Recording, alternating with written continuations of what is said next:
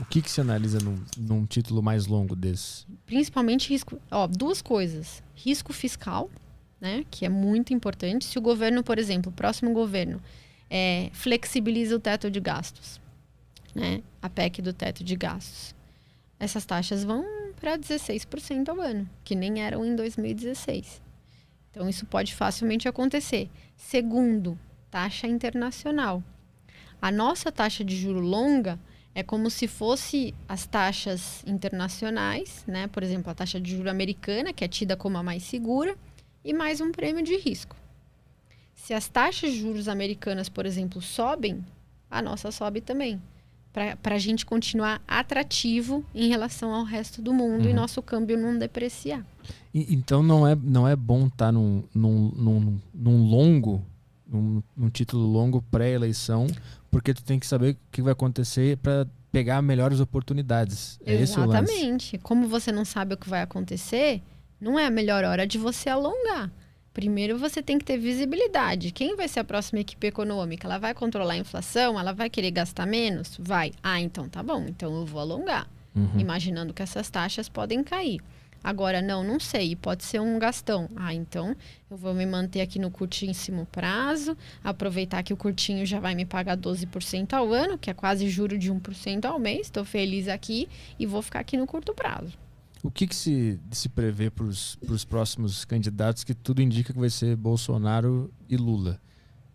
Cada um vencendo, vocês analisam de que forma que a economia vai ser impactada? Olha, eu acho que o mercado olham eles os dois de forma muito parecida, né? Porque apesar deles...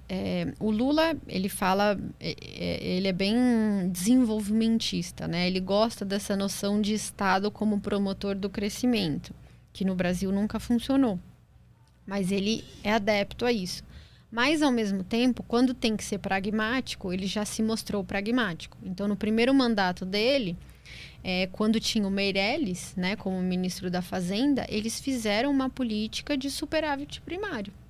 Tudo bem que eles foram ajudados pelo preço das commodities, mas eles fizeram uma política de redução de gastos, né? Então, foi muito bom para o Brasil aquela época.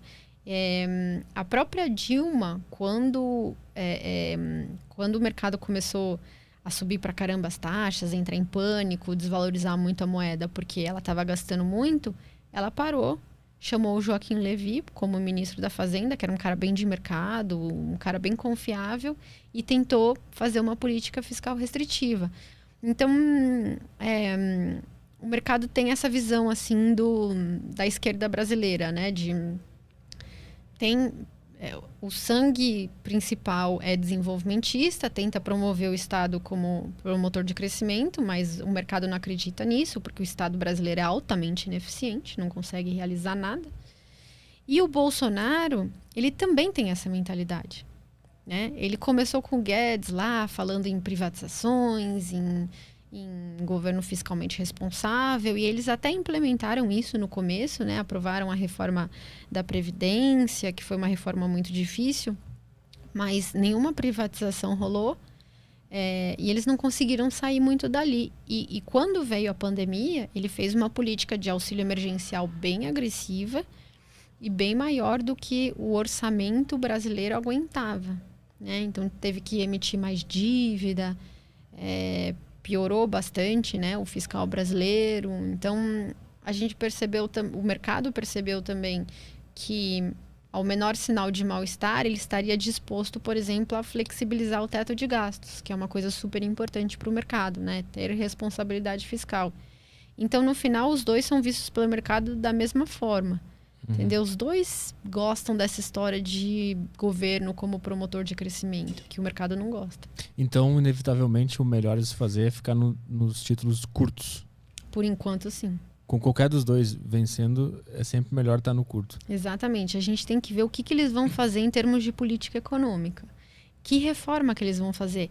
Porque você vê, a gente fez a reforma da Previdência, que foi uma reforma super impopular, né? Ninguém gostou de se aposentar mais tarde.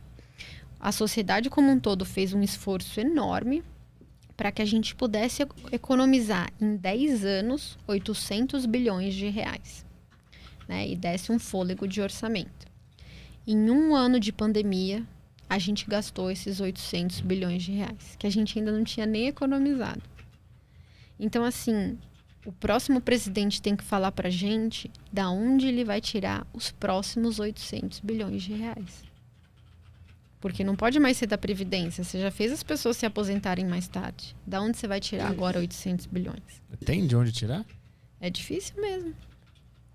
Não é fácil. Um dia vai implodir tudo, não é possível. Eles poderiam fazer uma reforma administrativa e pegar, enfim, todos os entes governamentais, mas mesmo isso não economiza 800 bi. Você precisa fazer...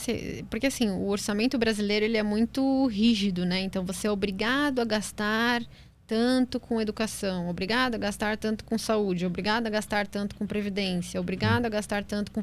Então, assim, o próprio presidente fica muito restrito aonde ele pode ou não gastar. Uhum. Né? Então, é difícil mesmo. Dependeria de uma solução juntamente com o Congresso, de uma nova legislação. Não é fácil mesmo.